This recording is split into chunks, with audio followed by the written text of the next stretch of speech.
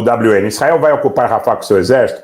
WN, o Netanyahu, pelo menos na entrevista coletiva que ele deu hoje, ele falou o seguinte, que ele já deu ordens para o exército de Israel atacar, né, promover um assalto contra Rafah. A gente sabe que é delicado, mas eu não excluiria a possibilidade de que Israel tentasse essa ação, e o Netanyahu também diz que, para completar, ele diz que destruíram 18 dos 24 batalhões do Hamas. Tá? Eu não sei se essa informação é precisa ou não, mas é a informação do gabinete israelense. Eles, olha, destruímos 18 dos 24. E para destruir os outros 6, nós vamos precisar de alguns meses. Né? Até porque uma regra de 3 isso não se justificaria muito, mas é possível que o Netanyahu esteja preparando o público em Israel para essa situação que eu estou colocando para vocês, para levar esse conflito até a eleição americana. Para o Netanyahu é fundamental levar esse conflito até a eleição americana, porque com a eleição eventual do Trump, o Netanyahu aí sim vai ter carta branca para fazer o que ele bem entender em Gaza e para fazer o que ele bem entender também em relação à questão iraniana. Resta saber se esses parceiros vão ter força, porque por mais que não sejam casus belli entre a China e os Estados Unidos, naturalmente você tem muitas falas difíceis de serem comprovadas, mas que os chineses, por exemplo, participaram da edificação e da construção dos túneis que os palestinos usam hoje em Gaza, tá? Os palestinos não estão sozinhos, né? Não estão sozinhos. Essa ideia de que os palestinos estejam sozinhos, talvez eles estejam muito menos suportados do que está Israel. Mas eles têm, efetivamente, grupos de pressão e de interesse que estão ao lado da luta que eles travam. Não apenas o Irã, porque eu diria que o Irã é um meio do caminho entre a China e o interesse dos palestinos, mas tem o interesse da China. A Índia, mesmo que no começo do conflito tenha manifestado solidariedade a Israel, tem suas restrições em relação ao controle total do Mediterrâneo por parte dos americanos, em associação com os turcos, em associação com os russos, porque, veja, na realidade, hoje o Biden é conhecido como adversário do Putin, tá? Mas, de novo, se o governo Trump assumir, o Trump pediu hoje, inclusive, para os republicanos vetarem a ajuda à Ucrânia, ele se coloca francamente ao lado da Rússia, e o próprio Tucker Carlson, que está ali, 1 bilhão, manifestou.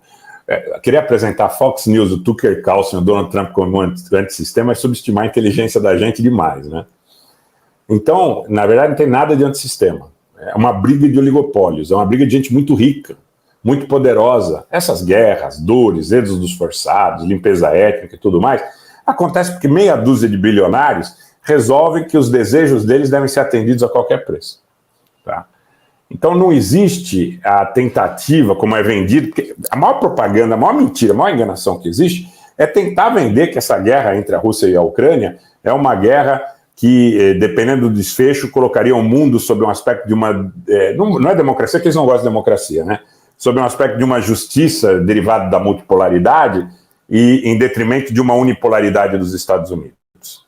Trump assume a Casa Branca, Trump está do lado do Putin e se volta automaticamente contra, não apenas os palestinos, mas contra os chineses e, naturalmente, contra os iranianos. Então a Índia tem um certo desconforto em relação à questão de uma vitória esmagadora de Israel que possa depois levar à construção de um processo, ainda que a Índia seja rival da China, olha como as nuances são complexas, tá? Ainda que a Índia seja rival da China, ainda tem muito problema em relação a você inutilizar o Irã como um ponto de passagem sem depender da anuência dos interesses de grupos poderosos em Washington, em Moscou, em Tel Aviv, em Ankara. Ainda tem problema com Ankara. Por quê? Porque ainda tem minorias muçulmanas ali ligadas, na Caxemira, em outras áreas, ligadas a radicais da Irmandade, do eixo Paquistão, Azerbaijão, Turquia, que de alguma forma tem uma intersecção com o interesse objetivo de Israel contra o mundo árabe. Tá? A China também tem essa percepção, porque a China tem gente da Irmandade em Xinjiang. Então, quer dizer, o polo do mundo turco expandido, que poderia vir desde a Turquia até a China, passando pelas ex-repúblicas soviéticas, do mundo turquificado, é de alguma forma um elo da aliança ou do interesse dos grandes oligopólios transnacionais. Tá? Então, de novo, vou repetir, querer apresentar a versão da Rússia ou do Putin como uma versão coitadinha de Davi contra Golias, não existe nada disso. O que existe aí é um interesse muito poderoso, muito poderoso.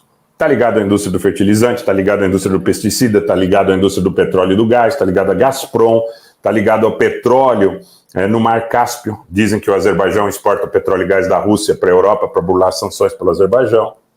Tá?